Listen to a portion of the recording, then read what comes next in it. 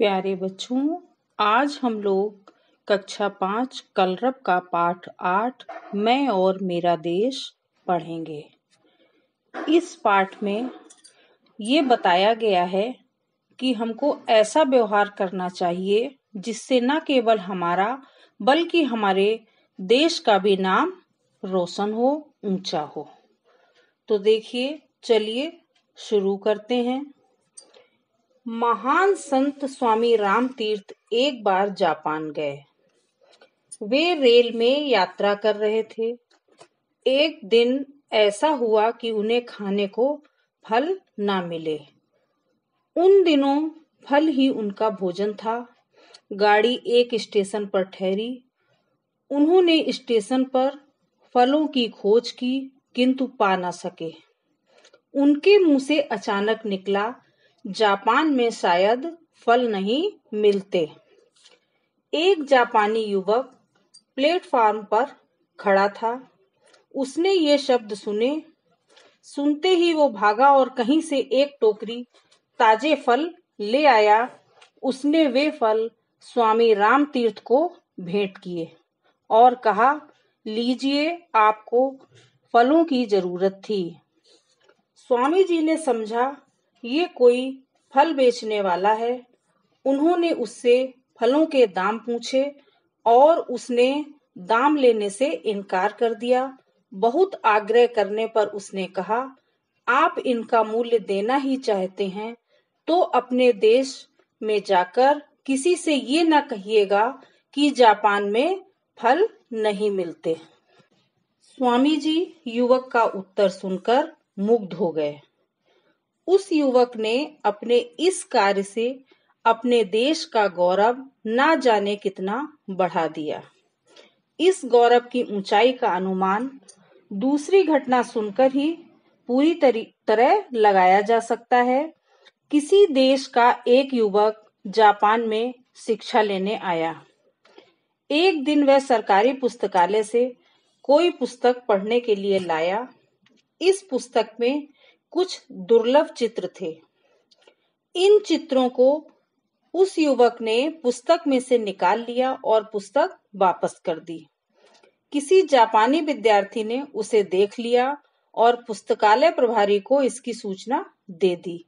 Police ने तलाशी लेकर वे चित्र उस विद्यार्थी के कमरे से बरामद किए और उस विद्यार्थी को जापान से निकाल दिया गया। अपराधी को दंड मिलना ही चाहिए, पर मामला यहीं नहीं रुका और उस पुस्तकालय के बाहर बोर्ड पर लिख दिया गया कि पुस्तकालय में इस विद्यार्थी का प्रवेश तो वर्जित है ही, उसके देश के निवासियों का भी प्रवेश वर्जित है।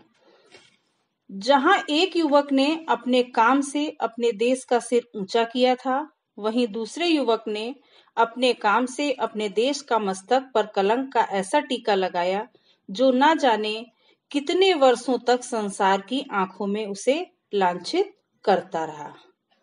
जब हम कोई हीन या बुरा काम करते हैं तो हमारे माथे पर ही कलंक का टीका नहीं लगता, बल्कि देश का भी सिर नीचा हो जाता है और उसकी प्रतिष्ठा गिरती है। जब हम कोई श्रेष्ठ कार्य करते हैं तो उससे हमारा ही नहीं सिर ऊंचा होता, बल्कि देश का भी सिर ऊंचा होता है और उसका गौरव बढ़ता है। इसलिए हमें कोई ऐसा कार्य नहीं करना चाहिए जिससे देश की प्रतिष्ठा पर आंच आए। क्या आप चलती रेलों में, मुसाफिर खानों में, क्लबों में, चौपालों पर और मोटर बसों में कभी ऐसी चर्चा करते हैं कि हमारे देश में ये नहीं हो रहा है, वो नहीं हो रहा है और ये गड़बड़ है, ये परेशानी है?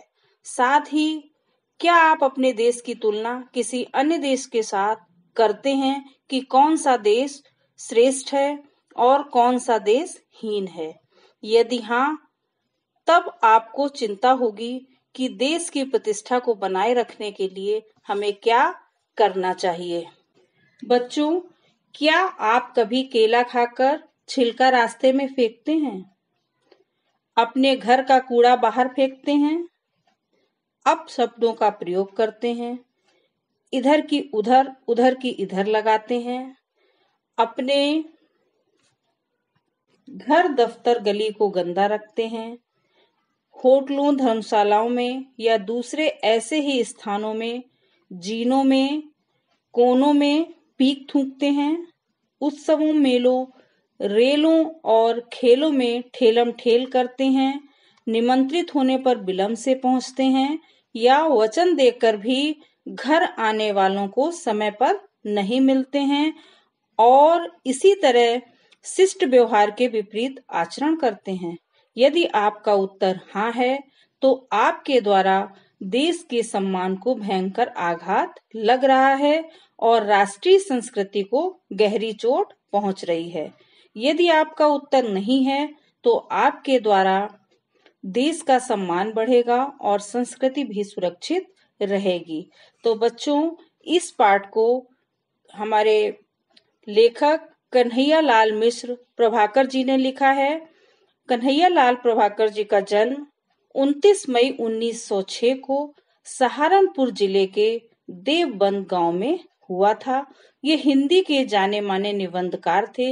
इनकी प्रमुख कृतियां हैं जिंदगी मुस्काई, माटी हो गई सोना, दीप जले, शंख बजे। 9 मई 1995 को इनका निधन हो गया।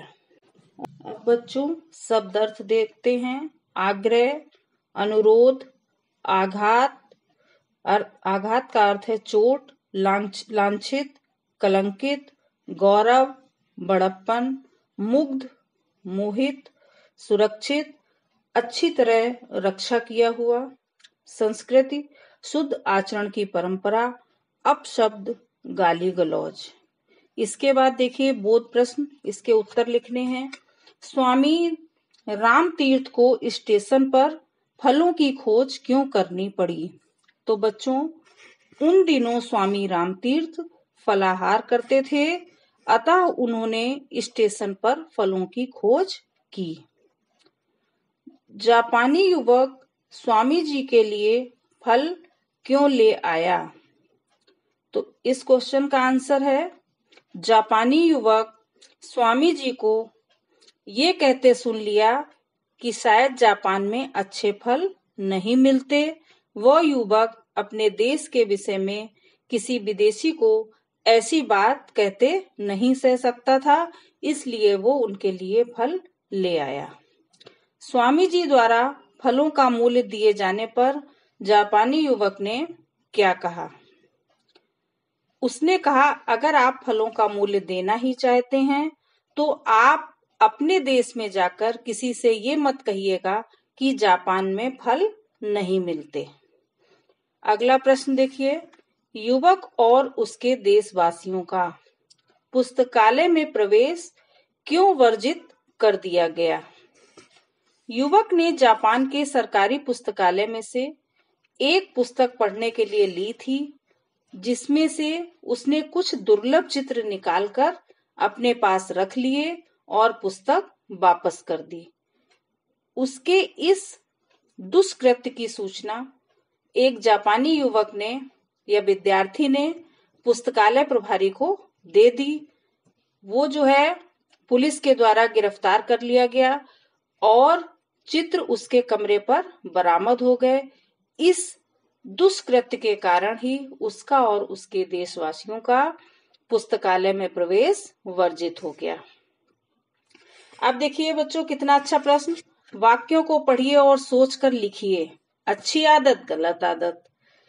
अच्छा बताइए, केला खाकर छिलका रास्ते में फेंकना कैसी आदत है? गलत आदत। क्यों? क्योंकि कोई भी फिसलकर गिर सकता है। अपने घर का कूड़ा बाहर सड़क पर फेंकना कैसी आदत? गलत आदत। शौचालय का प्रयोग करना और साबुन से हाथ धोना अच्छी आदत। पुस्तकालय से पुस्तक लेकर पढ़ना अच्छी आदत। अपना घर, गली, स्कूल, बस, ट्रेन को गंदा करना गंदी आदत। पौधे लगाना और उसकी देखभाल करना अच्छी आदत है ये। यातायात के नियमों का पालन करना अच्छी आदत।